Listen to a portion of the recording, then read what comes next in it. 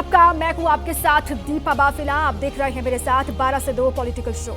आज की सियासी खबरों को डिकोड करने के लिए हमारे साथ स्टूडियो में वरिष्ठ पत्रकारों का खास पैनल इस वक्त मौजूद है। प्रदीप सिंह जी हमारे साथ है, वरिष्ठ पत्रकार, सर स्वागत है आपका। विनोद अग्निहोत्री जी हमारे साथ हैं, सर आपका भी स्वागत है। और साथ ही अभय दुबे जी हमारे साथ, सर आपका भी स्वागत है। मनोज्ञा लोईवाल हमारे साथ हैं, वो भी और विस्तार से बात करेंगे जो तमाम सियासी घटनाक्रम हो रहे हैं उस पर। लेकिन शुरुआत करते हैं सबसे बड़ी पॉलिटिकल खबर के साथ। दरअसल वो खबर है दिल्ली से।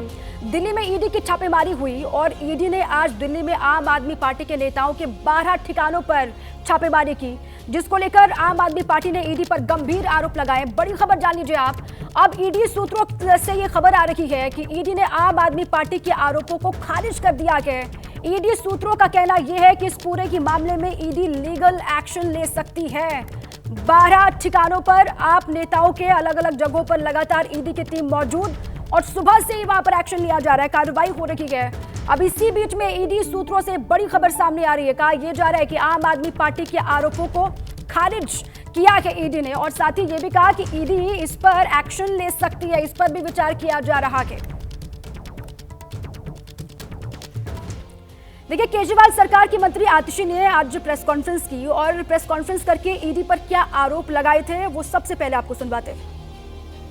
ईडी का जो सारा केस है वो सिर्फ और सिर्फ गवाही पर और कई गवाहों को, कई अक्यूज्ड को सरकारी गवाह बनाकर और उन्होंने जो स्टेटमेंट्स दी हैं उसके आधार पर बना हुआ है।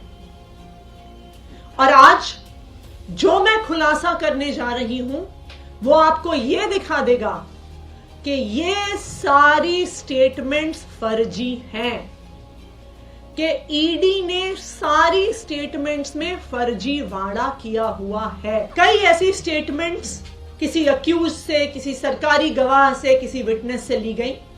उसके बाद कई विटनेस सामने आए और उन्होंने ये कहा कि उनसे स्टेटमेंट दबाव पूर्वक डलवाया गया, लिखवाया गया। मैं ईडी को चैलेंज कर रही हूं और इसी चैलेंज को हमने कोर्ट में भी रखा है सामने। हमने कल सीबीआई के और ईडी के स्पेशल कोर्ट में राउज एवेन्यू में एप्लीकेशन फाइल करी है और हमने सारी की सारी वीडियो रिकॉर्डिंग्स और ऑडियो रिकॉर्डिंग्स की डिमांड करी। और मैं ईडी को चैलेंज कर रही हूं कि ये ऑडियो रिकॉर्डिंग्स देश के सामने रखें। तो सुना आपने आतिशी को। इस पर वरिष्ठ पत्रकारों से हम विस्तार से बातचीत करेंगे कि जिस तरीके से ये एक्शन लिया जा रहा है अब उसका असर क्या दिखाई देगा। लेकिन उससे पहले सांसद एनडी गुप्ता के घर पर भी एक्शन हो रहा है। वहां से मनोज वर्मा हमारे साथ जुड़े हुए हैं। केजरीवाल के निजी सचिव के घर से मेघा हमारे साथ जुड़ी हुई है और दिल्ली से दीपक रावत हमारे साथ हैं। सबसे पहले मनोज का रुख कर लेते हैं। मनोज, अभी ताजा जानकारी जरा दीजिए, किस तरीके से कहां पर एक्शन हो रहा है, क्या कुछ अभी तक मिला है, कुछ बातें सामने आ पा रही है क्या मनोज? जी बिल्कुल, देखिए मैं इस वक्त एनडी गुप्ता के घर पर मौजूद हूं और सुबह 7 बजे ही ईडी की जो टीम थी वो यहां पर एनडी गुप्ता के घर पर पहुंच गई थी। रेड अभी तक लगातार ईडी की चल रही है। ईडी के जो अधिकारी हैं वो अंदर मौजूद हैं और जो सूत्र हमें जानकारी दे रहे हैं कि एनडी गुप्ता भी इस वक्त अंदर मौजूद हैं। उनसे भी जो ईडी की टीम है वो पूछताछ कर रही है। इसके अलावा जो अंदर और भी तमाम लोग मौजूद हैं उनसे पूछताछ की जा रही है। तमाम जो कागजात हैं उनको यहाँ पर खंगाला जा रहा है और जो सूत्र हमें जानकारी दे रहे हैं उसके मुताबिक करीब 12 जगहों पर ये रेड चल रही है। अरविंद केजरीवाल के जो निजी सचिव हैं विभव कुमार, उनके घर पर रेड चल रही है। इसके अलावा शलभ कुमार जो हैं वो पूर्व जल बोर्ड के मेंबर हैं, उनके घर पर जो है ईडी की अभी रेड चल रही है। और दिल्ली जल बोर्ड से ही जुड़ा हुआ ये पूरा का पूरा मामला है, घोटाले का मामला है जिसकी जांच ईडी कर रही थी। इसमें हाल ही में 2 लोगों को ईडी ने गिरफ्तार भी किया था। तो ये लगातार रेड चल रही है। और जिस तरीके से आतिशी ने थोड़ी देर पहले प्रेस कॉन्फ्रेंस करके ये कहा था कि ईडी ने जो भी मतलब आतिशी ने ईडी के ऊपर आरोप लगाए हैं, तो ईडी की तरफ से साफ तौर पर जो सूत्रों ने जवाब दिया है उनका ये कहना है कि जो भी आरोप आम आदमी पार्टी की तरफ से लगाए गए हैं वो सब बेबुनियाद है, निराधार है और ईडी इन आरोपों के खिलाफ कार्रवाई कर सकती है। जी बिल्कुल ठीक है। ईडी की तरफ से कहा गया कि इस पर लीगल एक्शन भी लिया जा सकता है। मेघा भी लगातार बनी है। मेघा, वहां पर अभी भी टीम मौजूद है। आप केजरीवाल के निजी सचिव के घर पर मौजूद है, घर के बाहर से आप रिपोर्ट कर रही हैं। अभी भी टीम वहां पर मौजूद है, क्या जानकारी कुछ मिल पा रही है क्या?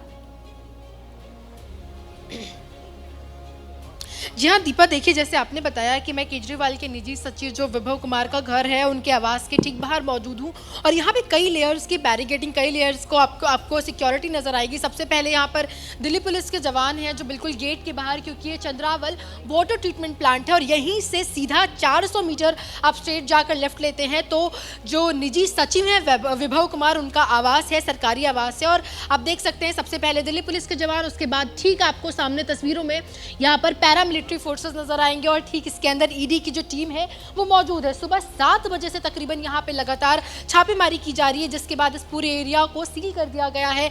कई लेयर्स की सिक्योरिटी है जिसको आप ब्रीच नहीं कर सकते, आप अंदर नहीं जा सकते। तो यहाँ से हम आपको तस्वीरें दिखा रहे हैं क्योंकि यहाँ से सिर्फ 400 मीटर का फासला है जहाँ पर विभव कुमार जो निजी सचिव है, और सुबह 7 बजे से यहाँ पर लगातार छापेमारी चल रही है और अभी भी ईडी की जो टीम है वो अंदर ही मौजूद है। अलग अलग 12 जो ठिकाने हैं आम आदमी पार्टी के तमाम नेता, तमाम लोग जो आम आदमी पार्टी से जुड़े हैं, उसमें 12 में से एक ये भी इंपॉर्टेंट ठिकाना है। मैं आपको एक बार ऊपर दिखाऊं तो ये चंद्रावल वाटर ट्रीटमेंट प्लांट है और ये प्लांट के अंदर ही यहीं पर उनका सरकारी आवास केजरीवाल के निजी सचिव पीएस विभव कुमार का है और इसी आवास के अंदर इस वक्त अभी भी ईडी की टीम मौजूद है सुबह 7 बजे से और अभी समय हो चला है 12, यानी कि तकरीबन 5 घंटे से अभी भी ईडी की टीम अंदर मौजूद है और छापामारी इस तरीके से 7 बजे से ही टीम लगातार अंदर मौजूद है और अभी भी वहीं पर जांच पड़ताल की जा रही है।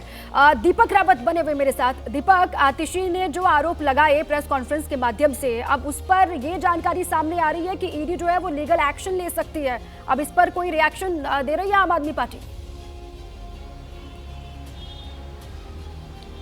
जी देखिए दीपक, बड़े आरोप लगाए हैं आतिशी ने। 3 मुख्य तौर पर आरोप ये हैं कि एक तो जो ये कथित शराब घोटाला है, इस मामले में जो गवाह है उन गवाहों को फोर्स किया जा रहा है ताकि वो उसके मुताबिक जो ईडी चाहती है उसके मुताबिक गवाही दे।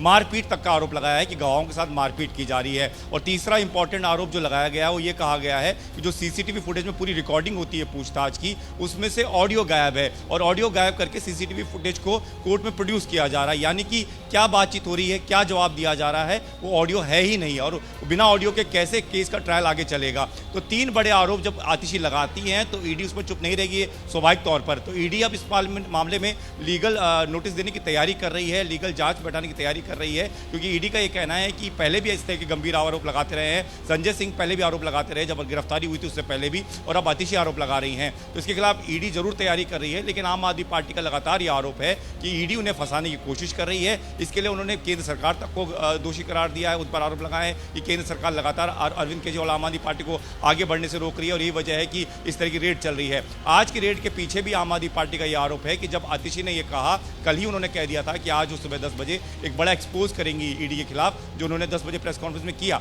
इसी वजह से ईडी ने आज उनके तमाम नेताओं के, तो तमाम पार्टी से जुड़े लोग हैं, उनके घर पर रेड शुरू कर दी। तो 10 बजे की प्रेस कॉन्फ्रेंस से पहले ही रेड शुरू हो गई, तो उन्होंने सीधा इसको उससे जोड़कर देखा है। लेकिन इससे कहीं ना कहीं मुश्किलें और ज़्यादा बढ़ेगी आम आदमी पार्टी, क्योंकि आरोप छोटे नहीं है, बड़े आरोप हैं। जांच लगातार चल रही है शराब घोटाले को लेकर। मनीष सिसोदिया जो उप मुख्यमंत्री उस समय मंत्री थे, वो खुद जेल में मौजूद हैं। ईडी इसी मामले में अरविंद केजरीवाल को 5 बार नोटिस दे चुकी है। और एक तरफ आम आदमी पार्टी के आरोप और दूसरी तरफ लगातार ईडी का एक्शन भी जारी है। इस पर अब किस तरीके से रिएक्शन आम आदमी पार्टी और देती है, जो लीगल एक्शन की बात कही जा रही है ईडी की तरफ से, उस पर लगातार नजर होगी और चर्चा भी करेंगे। लेकिन इसी बीच में मध्य प्रदेश से बड़ी जानकारी सामने आ रही है। एमपी के हरदा में कहा जा रहा है कि पटाखा फैक्ट्री में धमाका हुआ है।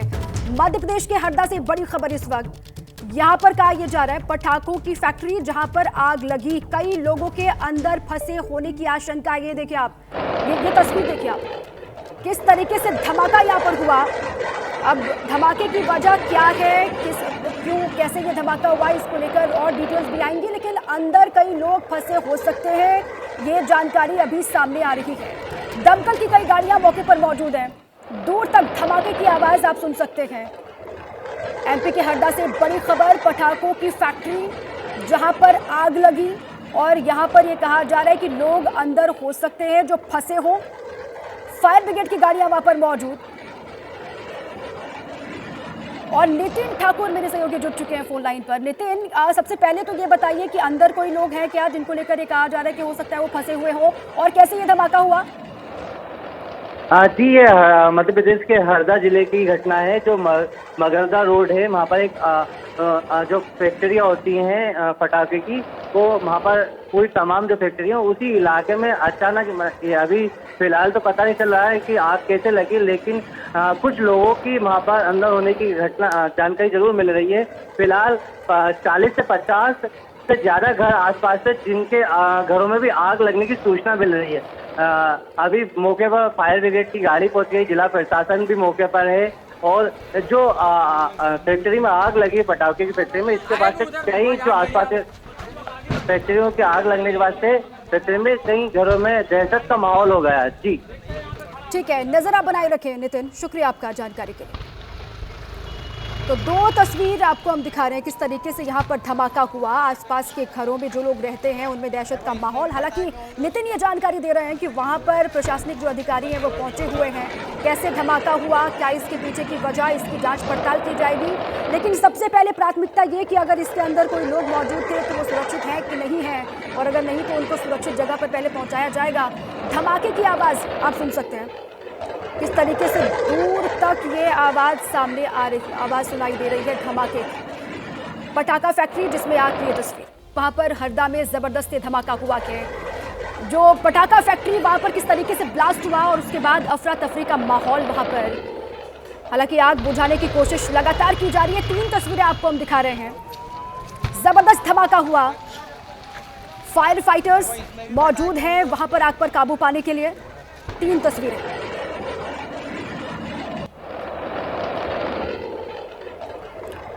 और धमाके की आवाज़ किस तरीके से सुनाई भी दे रही है। क्या लोग अंदर मौजूद हैं या फिर सभी लोग सुरक्षित हैं इस फैक्ट्री में काम करने वाले, इसको लेकर भी डिटेल्स वहां से सामने आएंगी और आपको बताएंगे। तो 12 से 2 पॉलिटिकल शो आप देख रहे हैं। दिल्ली में इस समय आम आदमी पार्टी नेताओं के ठिकानों पर ईडी की छापेमारी लगातार चल रही है, जहां ईडी की रेड इस वक्त भी हो रही है। उनमें सीएम केजरीवाल के निजी सचिव भी शामिल हैं। आम आदमी पार्टी के नेताओं के ठिकानों पर छापेमारी लगातार चल रही है। तो रिएक्शंस इंडिया गठबंधन की ओर से भी सामने आ रहे हैं, आपको सुनवाते हैं। अवैधानिक सरकार, असंवैधानिक सरकार महाराष्ट्र में काम कर रही है। क्या वो डेमोक्रेसी का मर्डर नहीं है? सुप्रीम कोर्ट सिर्फ बातें तो करती है डेमोक्रेसी के बारे में, डेमोक्रेसी के मर्डर के बारे में, लेकिन डेमोक्रेसी बचाने के लिए और जो डेमोक्रेसी के मर्डरर है उनको फांसी पर लटकाने के लिए सुप्रीम कोर्ट क्या कर रही है, ये हमारा सवाल है जनता की तरफ से। ईवीएम के खिलाफ एक बहुत बड़ा आंदोलन दिल्ली में चल रहा है, वो डेमोक्रेसी बचाने के लिए है ना। पूरे देश में इस प्रकार का माहौल है।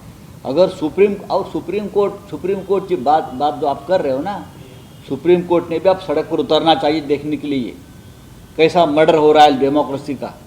झूठ बोलने की भी कोई सीमा होती है आतिशी जी। ईडी की रेड हुई है वो दिल्ली जल बोर्ड में एक जो घोटाला है उसके तहत हुई है। जो उसकी गिरफ्तारियां हुई है, जगदीश अरोड़ा और अनिल अग्रवाल की जो गिरफ्तारी हुई है और जो कस्टडी में है ईडी की, उसके तहत ये रेड्स आपके घर के, आपके तमाम नेताओं के घरों में हुई है। जिस डिपार्टमेंट में हाथ लगाओ उस डिपार्टमेंट में करप्शन होता है, और दिल्ली जल बोर्ड को इससे अछूता नहीं है, तो हम बार बार कहते आ रहे हैं। इसलिए मेरा कहना है कि ये जो रेड है कानून के तहत हो रही है, कानून का सम्मान करना सीखिए। तो देखिए, ईडी का एक्शन और उस पर रिएक्शन दोनों ही साथ साथ चल रहे हैं। अब सवाल ये है, दिल्ली मिशन पर ईडी आपकी मुश्किल बढ़ी, वो सवाल दिखाते हैं आपको। दरअसल ईडी किस तरीके से एक्शन कर रही है और आम आदमी पार्टी जिस तरीके से आरोप लगा रही है, दोनों ही साथ साथ चलते हुए, एक तरफ आरोप और एक तरफ एक्शन। दिल्ली मिशन पर ईडी आपकी मुश्किल बढ़ी, ये सवाल। और विनोद जी, यही होता हुआ दिखाई दे रहा है। ईडी की कार्रवाई भी लगातार चल रही है और इसी के साथ आम आदमी पार्टी की परेशानी जो है वो दिन ब दिन और बढ़ती हुई दिखाई दे रही है। निश्चित रूप से परेशानी तो बढ़ी रही है भाई। उनके आम वरिष्ठ नेता संजय सिंह, मनीष सिसोदिया, सत्येंद्र जैन लगातार जेल में हैं, और जिस तरह से अभी कार्रवाई हो रही है तो इसमें कौन कौन लपेटे में आएगा ये बड़ा कहना मुश्किल है। और जिस तरह अरविंद केजरीवाल को लगातार संबंध मिल रहे हैं, अब तो ईडी ने कोर्ट में भी जाके दाखिल की है अर्जी कि भाई कोर्ट से आदेश हो ताकि उनसे पूछताछ हो। हेमंत सोरेन की जैसे गिरफ्तारी हुई है तो उसको देख के लगता है कि घेरा अरविंद केजरीवाल की तरफ भी घिर रहा है, और जाहिर अगर अरविंद केजरीवाल पर घेरा पड़ेगा तो आम आदमी पार्टी की मुश्किल और बढ़ेगी। तो निश्चित रूप से बड़ा राजनीतिक संकट का दौर है आम आदमी पार्टी के लिए। अब वो कैसे इसका मुकाबला करती है, उसके तमाम नेता जो है वो कैसे गिरफ्त होते हैं। जिस तरह अभी तो बड़ा आक्रामक एक ऑफेंसिव रुख अख्तियार किया आम आदमी पार्टी ने। आतिशी ने जिस तरह से प्रेस कॉन्फ्रेंस करके ईडी को कटघरे में खड़ा किया है, तो वो लगता है कि आम आदमी पार्टी पूरा लड़ाई को कानूनी रूप से और जनता के बीच में भी ले जाने के लिए तैयार है। और अभी संजय राउत को मैं बयान सुन रहा था, तो मुझे लगता है कि धीरे धीरे इंडिया गठबंधन के दूसरे घटक दल भी शायद आम आदमी पार्टी के समर्थन में सामने आ सकते हैं। तो अगर ये बात हुई तो ये एक बड़ा राजनीतिक मुद्दा भी बन सकता है। ठीक है प्रदीप जी, ये दोनों ही साथ चल रहे हैं क्या? ना तो ईडी की कार्रवाई रुक रही है, ना आपके आरोप रुक रहे हैं ईडी पर। नहीं, अभी जो आपने सुनाया आतिशी के बयान वो बड़े बेतुके लगते हैं। देखिए, ईडी का जो कानून है उसके मुताबिक ईडी के सामने जो गवाही दी जाती है वो 3 तरह से रिकॉर्ड होती है। एक उसकी वीडियो रिकॉर्डिंग होती है, ऑडियो रिकॉर्डिंग होती है, और फिर राइटिंग में आपसे लिखवाया जाता है वही स्टेटमेंट। और ये तीनों अदालत में जो है एविडेंस के तौर पर पेश होते हैं। इस पर कोई शक नहीं होता। पुलिस की तरह नहीं होता कि पुलिस एविडेंस या बयान पेश करे और अदालत कहे कि इसको साबित कीजिए। ईडी के मामले में वो एविडेंस माना जाता है। और अब आतिशी कह रही कि ऑडियो नहीं है, जो वीडियो पेश किया गया है, भाई वो तो केवल अदालत को सबमिट किया जाता है। अगर अदालत को मालूम नहीं है और आतिशी को मालूम हो गया, ये तो बड़े आश्चर्य की बात है। अगर ऐसा सचमुच ईडी ने किया है तो अब तक तो अदालत उल्टा लटका चुकी होती ईडी को। और आप देखिए, मनीष सिसोदिया जब गिरफ्तार हुए थे तब इसी तरह के आरोप अरविंद केजरीवाल ने लगाए थे। 6 या 7 बार सुप्रीम कोर्ट जा चुके मनीष सिसोदिया रिलीफ के लिए, एक बार भी रिलीफ नहीं मिली। इन सब आरोपों के साथ जा चुके हैं, लेकिन कहीं किसी न निचली अदालत से न सुप्रीम कोर्ट से कोई रिलीफ मिली है। तो मामला ये है कि देखिए, अब पिछले कुछ दिनों से अरविंद केजरीवाल ने जो वीडियो पर आते थे, बोलते थे कट्टर ईमानदार हूँ, वो भी बोलना बंद कर दिया है। बात कुल ये है कि भ्रष्टाचार हुआ है या नहीं। अगर हुआ है तो उसकी जो जांच हो रही है उसमें एविडेंस मिलेगा, तो उसका आपको सामना करना पड़ेगा। आपके 2 बड़े नेता मनीष सिसोदिया और संजय सिंह इसी मामले में, शराब घोटाले में, जेल में हैं और किसी अदालत से उनको अभी तक रिलीफ नहीं मिली है। तो आप ईमानदार हैं, इसका सर्टिफिकेट केवल अदालत दे सकती है। आपके कहने से या बीजेपी या किसी और पार्टी के आरोप लगाने से या केवल जांच होने से, ईडी की जांच हो रही है इसलिए आप दोषी नहीं हैं। लेकिन अगर आपके खिलाफ अगर एविडेंस मिलता है, प्रमाण मिलता है, तो निश्चित रूप से आपकी मुश्किल बढ़ेगी। जो भ्रष्टाचार हुआ है या फिर नहीं हुआ है वो तो तब सामने आएगा ना, दूध का दूध पानी का पानी तो तब होगा जब जांच पूरी हो जाएगी।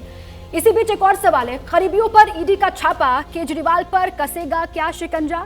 देखिए, लगातार जिस तरीके से एक के बाद एक बड़े नेताओं पर एक्शन हो रहा है, अब सवाल ये भी कि क्या केजरीवाल पर भी ये शिकंजा कसने वाला है? अभय जी। नहीं, मेरा तो आकलन ये है कि अरविंद केजरीवाल की गिरफ्तारी करने की पूरी योजना है इन्फोर्समेंट डायरेक्टरेट की, और उनके पास अपने उसके गिरफ्तारी के पक्ष में वो अपने सबूत वगैरह रखेंगे, वो तो सामने आएगा तब पता चलेगा। अच्छा, मैं इसको एक दूसरे दृष्टिकोण से भी देखता हूँ। इन्फोर्समेंट डायरेक्टरेट ने जितनी भी पार्टियों और नेताओं के खिलाफ कार्रवाई की है, उन सब लोगों ने आरोप लगाया है कि भारतीय जनता पार्टी इनका बेजा इस्तेमाल कर रही है उनकी राजनीति को नुकसान पहुंचाने के लिए। केवल आम आदमी पार्टी ने एक अलग तरह की रणनीति अपनाई है। उन्होंने इसके ऊपर एक कानूनी सवाल उठाया है। वो कानूनी सवाल किस हद तक जाएगा, कहां तक कामयाब होगा, ये मुझे नहीं पता है, मैं कानून का विशेषज्ञ भी नहीं हूं, लेकिन उनकी रणनीति दूसरों से अलग है। उनका कहना है कि ईडी की जो कार्रवाइयां हैं वो कार्रवाइयां गैर कानूनी हैं। तो जब और उन्होंने कहा कि हम जाएंगे नहीं, अगर सही कानून के मुताबिक संबंध होंगे तो हम आएंगे, बात करेंगे। हम तो वो उसमें ईडी को देखिए, उसका फायदा भी तो नहीं हो रहा ना। देखिए, ऐसा पहली बार हुआ है कि ईडी किसी खिलाफ कोर्ट गई है कि हमारा संबंध नहीं स्वीकार कर रहे। ऐसा पहले कभी नहीं हुआ किसी और दूसरे के मामले में। तो ईडी को भी कुछ दूसरे तरीके से कार्रवाई करनी पड़ रही है, उसको भी कुछ और सोचना पड़ रहा है इस रणनीति के मुकाबले। मैं ये नहीं कह रहा हूँ रणनीति 100% कामयाब हो जाएगी, क्या हो जाएगी, अरविंद केजरीवाल बच जाएंगे, ये मेरा विषय नहीं हो, ना मुझे इसकी जानकारी है। लेकिन जो रणनीति है वो रणनीति दूसरी पार्टियों से भिन्न है। मैं केवल इसको रेखांकित करना चाहता हूँ। लेकिन इसका फायदा या फिर नुकसान ये किसको हो रहा है? अगर नुकसान हो रहा है तो फिर सामने चुनाव भी है, ऐसे में तो और दिक्कत बढ़ने वाली है। देखिए, इसी बीच में ईडी की कार्रवाई को पीएम मोदी के बयान की पृष्ठभूमि में भी देखा जाना चाहिए, क्योंकि पीएम ने भ्रष्टाचार को लेकर कल संसद में भी बात कही। उन्होंने क्या कुछ कहा है वो भी आप सुनिए। जिनका इतना सारा माल पकड़ा जाता हो, नोटों के ढेर पकड़े जाते हो, और अधीर बाबू तो बंगाल से आते हैं, देखे हैं नोटों के ढेर उन्होंने, तो किस किस के घर में से पकड़े जाते, किस किस राज्यों में पकड़े जाते थे। ये देश ये नोटों के ढेर देख देख करके चौंक गया है। लेकिन अब जनता को आप मूर्ख नहीं बना सकते। जनता देख रही है कि किस प्रकार से यूपीए सरकार में जो भ्रष्टाचार की बातें होती थी उसका टोटल 10-15 लाख करोड़ का रहा है, चर्चा होती थी। हमने लाखों करोड़ के घोटाले तो अटकाए, लेकिन उन सारे पैसों को गरीबों के काम लगा दिया, गरीबों के कल्याण के लिए। जिसको जितना जुल्म मुझ पर करना है कर ले, मेरी भ्रष्टाचार के खिलाफ लड़ाई चलती रहेगी। जिसने देश को लूटा है उनको लौटाना पड़ेगा। तो भ्रष्टाचार को लेकर पीएम मोदी ने क्या बातें कही वो आपने सुनी, और मनोज्ञा भी हमारे साथ है। मनोज्ञा, इससे जो पीएम मोदी बातें कह रहे हैं भ्रष्टाचार को लेकर, उससे ये समझ में आ रहा है कि उन्होंने एजेंडा सेट कर दिया 2024 के चुनाव का और इसी पिच पर बैटिंग होगी। देखिए, और ये पिच इनकी है, इनका फायदा इसलिए है। अगर आप पार्टी की आइडियोलॉजी समझे तो बीजेपी की अगर एक आइडियोलॉजी है तो आम आदमी पार्टी का जो फाउंडेशन है, जो नींव है, वो इसी बात पर है कि हम भ्रष्टाचार के खिलाफ हैं। इसलिए किसी और दल के खिलाफ इस तरह का आरोप लगाना और आम आदमी पार्टी के खिलाफ आरोप लगाना इज फाइटिंग देम आइडियोलॉजिकली। दूसरी बात, प्रधानमंत्री ने 2 बातें बड़ी साफ कही कि चर्चा होती थी लेकिन अब इनकी सरकार पर्चे काट रही है। तो चर्चा से पर्चा तक का सफर तय कर लिया है बीजेपी ने अपनी 2 टर्म में। तीसरे टर्म के पहले लड़ाई इस बार कितनी तगड़ी है ये कहना मुश्किल होगा, क्योंकि बीजेपी अपना 400 पार का एजेंडा पे टिकी है, तो वहीं कांग्रेस आपको धीरे धीरे सिमटती नजर आ रही है अपने एजेंडे पर। आम आदमी पार्टी दिल्ली में जितनी बड़ी पकड़ उतना ही बड़ा हल्ला। जो भी हो, आम आदमी पार्टी ने हर बार ईडी के समन्स का जवाब नहीं दिया हो। बंगाल में भी ऐसा होता रहा है, ऐसा नहीं है कि सिर्फ आम आदमी पार्टी ने अपने नए तरीके निकाले हैं। बंगाल ने भी ईडी के अधिकारियों की पिटाई की है, मारपीट हुई है, इतना कुछ हुआ है, आरोप किया है, खंडन किया है। लेकिन इन सब के बीच में 2 बातें हमेशा एक कॉमन रही हैं कि विपक्ष के नेता को ही टारगेट किया जाता है, और दूसरा कि जिस तरह से ईडी कार्रवाई करती है ऐसा लगता है कि उसका इस्तेमाल किया जाता है राजनीति। ठीक है, पर इस बार लड़ाई भ्रष्टाचार वर्सेस भ्रष्टाचारी हो गई है। बिल्कुल, और जब इस पिच पर बैटिंग होगी तो कौन सी पार्टी विनिंग पार्टी होगी और कौन क्लीन बोल्ड हो जाएगा, इस पर लगातार नजर है। पॉलिटिकल शो जिसका वक्त है 12 से 2 आप देख रहे हैं। लेकिन इसी बीच एमपी के हरदा से जो बड़ी खबर है उससे एक बार फिर से आपको रूबरू करवाएं। अपडेट यह है कि 50 से ज्यादा घरों तक आग पहुंच चुकी है। 25 घायलों को अस्पताल में शिफ्ट किया गया है। कई की हालत गंभीर बताई जा रही है। राहत और बचाव का काम वहां पर जारी। धमाके के बाद किस तरीके से अफरा तफरी वहां पर मची, तस्वीरें भी सामने आ रही हैं। मौके पर दमकल की कई गाड़ियां मौजूद हैं। अब मध्य प्रदेश के सीएम मोहन यादव ने हादसे के बारे में जानकारी दी है। 3 तस्वीरें आपको दिखा रहे हैं। पटाखा फैक्ट्री में धमाका जब हुआ, पहली तस्वीर वो, और दूसरी में आप देख रहे हैं धुएं का गुबार किस तरीके से यहाँ से उठ रहा है। 50 से ज्यादा घर जो आसपास मौजूद थे उन तक आग की लपटें पहुंची है कहा यह जा रहा है, और साथ ही कई लोग ऐसे हैं जिनको अस्पताल में शिफ्ट किया गया है।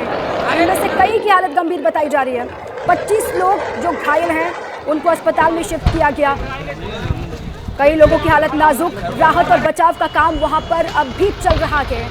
अफरा तफरी, जैसे धमाका हुआ वैसे ही वहां पर दमकल की गाड़ियां पहुंची, साथ में स्थानीय प्रशासन की टीम वहां पर मौजूद है। सीएम मोहन यादव भी लगातार नजर बनाए हुए हैं। उन्होंने इस घटना को लेकर जानकारी भी दी है। 50 घर और धमाका किस तरीके से यहाँ पर हुआ, 50 घरों में आग पहुंची।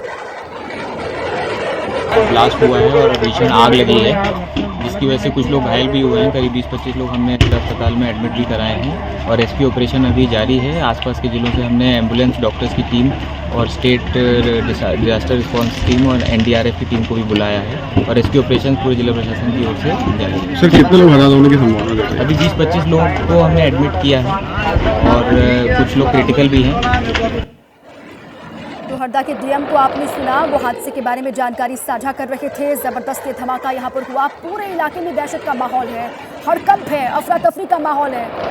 50 घरों में आग की लपटें पहुंची हैं। नितिन हमारे सहयोगी इसी पर जुड़े हुए हैं। नितिन, अपडेट दीजिएगा। 50 से ज्यादा घर बताए जा रहे हैं जहां पर आग की लपटें पहुंची और 25 से ज्यादा लोग घायल भी बताए जा रहे हैं। हाँ दीपा जी, ये हरदा जिले के बेलागढ़ गाँव का मामला है जहाँ पर पटाखे फैक्ट्री में आग लग गई है। वहाँ पर 50 से ज्यादा जो घर हैं वो आग की चपेट में आ गए थे, लेकिन जिला प्रशासन ने कुछ लोगों को जो आसपास घर थे उनको खाली करवा दिया गया है। और ये भी बताया जा रहा है कि 20 से अधिक लोग घायल हुए, उनको जिला अस्पताल हरदा के लिए भेजा गया है। और मुख्यमंत्री डॉक्टर मोहन यादव ने इस पूरे मामले को तत्काल संज्ञान लिया है। संज्ञान लेने के बाद उदय प्रताप सिंह STCS, जो अजीत केसरिया DG हैं, होमगार्ड के जो अरविंद कुमार हेलीकॉप्टर से उनको जाने के निर्देश किए गए। भोपाल, इंदौर मेडिकल कॉलेज के, एम्स के जो यूनिट होती है उसको अवश्य तैयारी करने के निर्देश दिए हैं। और आसपास के जो जिले हैं वहाँ की एम्बुलेंस भी वहाँ पर पहुँच रही हैं। जी दीपा जी, कैसे धमाका हुआ नितिन, इसके बारे में कोई जानकारी मिल रही है? और 50 घरों में जो लोग रहते थे वो सभी सुरक्षित हैं, उनका सामान वो सब शिफ्ट किया जा चुका है? दीपा जी, ये तो अज्ञात कारण है, अभी पता नहीं चल रहा है कि आग कैसे लगी है, लेकिन ये जो आसपास के घर थे वहाँ के जो लोग हैं वो एक अपडेटेड तस्वीर वहाँ से सामने आई है। नितिन, आप रहे हमारे साथ, इससे देखिए, आप अंदाजा लगाइए किस तरीके से ये धमाका यहाँ पर हुआ और कितना भीषण ये अग्निकांड है। पटाखा फैक्ट्री, जबरदस्त आग की लपटें उठती हुई।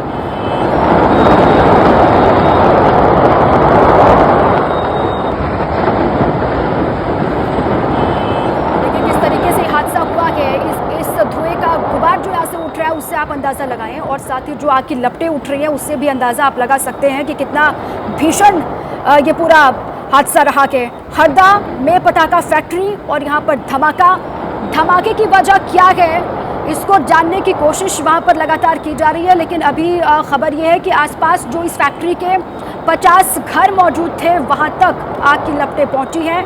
हालांकि यहाँ पर जो लोग रहते थे उनको सुरक्षित जगह पर शिफ्ट किया जा चुका है और 25 लोग घायल बताए जा रहे हैं जिनको अस्पताल में भर्ती किया गया है, जिनमें से कुछ लोगों की हालत नाजुक भी बताई जा रही है। इस पर लगातार हमारी नजर